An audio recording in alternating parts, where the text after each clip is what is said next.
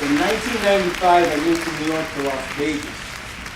And I lived with a bunch of guys for a while. And then I moved in with some new people, or I thought it was going to be new people, but it was actually a big house that they just renovated, and I was the first one moving in it. So I had this whole house to myself.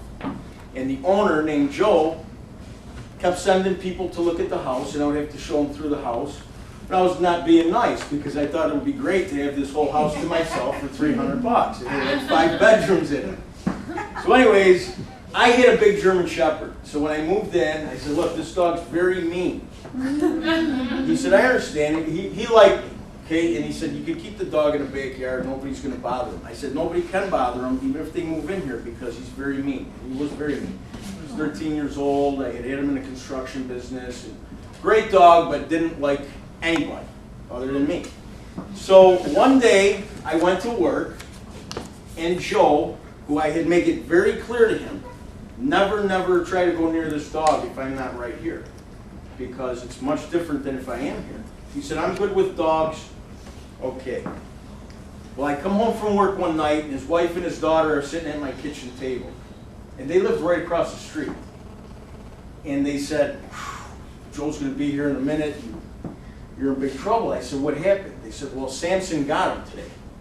I said, well, how did Samson get him? And they said, well, he jumped over. He needed his rake out of my tool shed, which was his tool shed, but he waited to see the dog sleeping, jumped over the wall, sneaked over to the tool shed, got his rake, was sneaking back out. The dog woke up, and it was a race to the corner of the fence. He got up on the wall, but the dog grabbed him by the pant leg and was pulling back, and tore the guy's pants to shreds. And they said he came over that wall with no pants on and the rake in his hand, and you're probably going to get kicked out of the house. And I said, well, why would I get kicked out of the house? I mean, I want to say the guy's an idiot, but I didn't say that. So Joe came over, sure enough, and he said to his wife and daughter, why don't you guys leave? I'm going to talk to Johnny right now. It's just man to man. So they left. And he said, Johnny, the dog has to go. I said, well, the dog's not going to go. I said, I'll move out, don't worry about it, just give me a week. He said, well, I don't want you to go, I like you, we're both from Brooklyn, we're both Italian. He said, and we understand the old school. I said, right. I said, in my old school, you got to be nuts to mess with a 130-pound German Shepherd. I said, so I don't know what school you went to. I said, there's a disagreement there.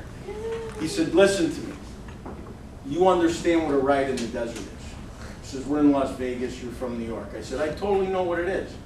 He said, tomorrow you and I are going to take that dog for a ride in the desert. And I'm looking at him, and he says, and he's 13 years old. He says, you've had a lot of fun with the dog. I said, you got to be kidding me. He says, I'm serious. He says, you just bring them out there. People do this all the time. I said, I don't know anybody who does that. I said, don't tell me their names. I said, because I'm not like that. I said, you need to leave my house. He said, I'm going to come and talk to you tomorrow. So he left. So he came back tomorrow. And he says, listen, did you think about it? I says, I think I'm going to take you for a ride. I said, this is ridiculous. So he left, and he came back in a few hours. I was fuming.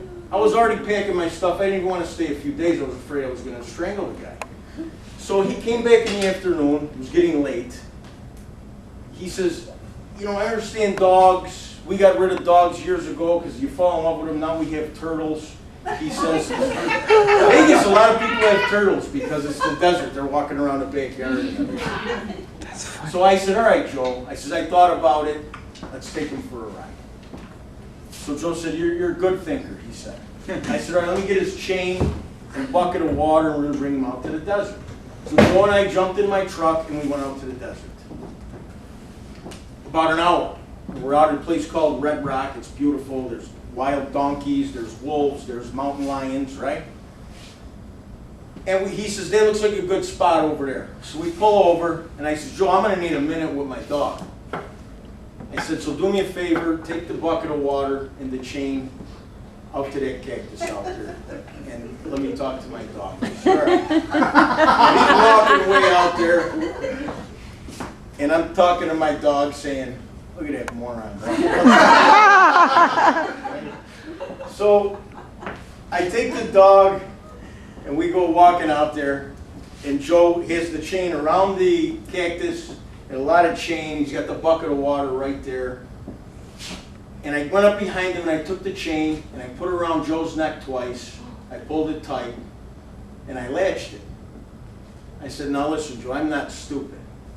I says, but you can't come back to town until I'm long gone. Stand here with this chain on you. It's not locked and I'm out of here.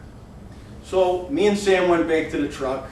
Sam jumped in the truck and I drove away. And about 10 minutes down the road, I start really thinking, police are going to find this guy. He's going to tell them about me, and I'm going to wind up in jail. So I looked at Sam, and I said, Sam, what do you think we should do? Go get him? And German Shepherds can't say the F sound. So he said, rock him. Spoken like a true attack. I said, nah, Sam, we're going to turn around. We're going to go back and get this guy. So we go back. And as I'm driving back, it's getting dark, and he's coming, and I see he's got a bucket in his hand and a chain in the other hand, walking down. He could have got really in big trouble. It was getting dark out. So I pulled over. I said, get in the truck. So he put his hand on the door handle. I said, don't talk to me, just get in the truck. I said, no, you're getting in the back this time. So Joe had to sit in the back of the truck, and me and Samson were in the front of the truck. We drove back to Las Vegas, the dog hanging out the window barking at him. The guy was so scared. And we got back to the house. And I went in the house and really packed up all my stuff, knowing I got to get out of here right away. He come to the door crying. He was really shook. I mean, the guy was really shook. And I said, you know, that's it. I mean, don't ever come near me again. I can't stand you. I can't believe, you know, you're that kind of person. And the next time I have to take a ride to the desert, it's going to be you that doesn't come back.